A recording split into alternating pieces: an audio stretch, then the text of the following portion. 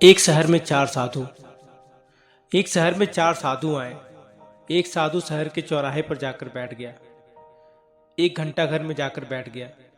एक कचहरी में जाकर बैठ गया और एक शमशान में जाकर बैठ गया। चौराहे में बैठे साधु से लोगों ने पूछा, बाबा जी आप यहाँ क्यों बैठे हो? कोई और अच्छा जगह नहीं मिला आपको बैठने के लिए? साधु ने कहा, चारों दिशाओं से लोग यहाँ पर आते हैं और चारों दिशाओं में जाते हैं। किसी आदमी को रोका तो वह कहता है रुकने का समय नहीं है, जरूरी काम पर जाना है। अब यह पता नहीं लगता कि वह जरूरी काम किस दिशा में है। सांसारिक कामों में भागते भागते जीवन बीत जाता है, हाथ कुछ नहीं लगता है। न तो सांसारिक काम पूरे होते हैं और न भगवान का भजन ही हो पाता है। इसलिए हमें यह जगह बैठने के लिए बढ़िया दिखती है, जिससे सावधानी बरती जाए। घंटा घर में बैठे साधु से लोगों ने पूछा कि बाबा जी यहाँ क्यों बैठे हो? साधु ने कहा, घड़ी की सुइयां दिन भर चलती रहती हैं, पर 12 बजते ही हाथ जोड़ देती हैं कि बस हमारे पास इतना ही समय है, अधिक कहाँ से लाएं।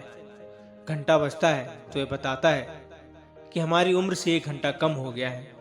जीवन का समय सीमित है, प्रतिक्षण आयु नष्ट हो रही है और मौत नजदीक आ रहा है।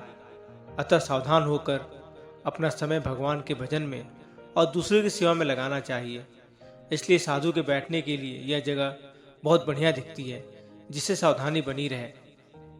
अब कचहरी पर बैठे साधु से लोगों ने पूछा कि बाबा जी आप यहाँ क्यों बैठे हो?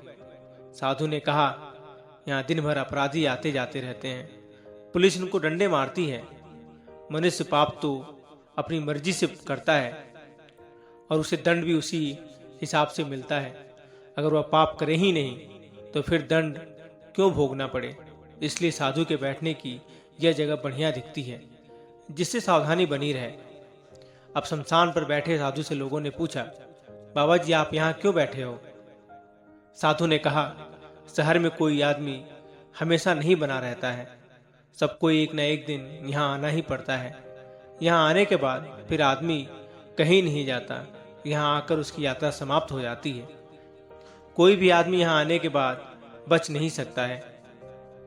अतः जीवन रहते रहते परम लाभ की प्राप्ति कर लेनी चाहिए, जिससे फिर संसार में आकर दुख न भोगना पड़े। इसलिए मेरे यह जगह बैठने के लिए बढ़िया दिखती है, जिससे सावधानी बनी रहे।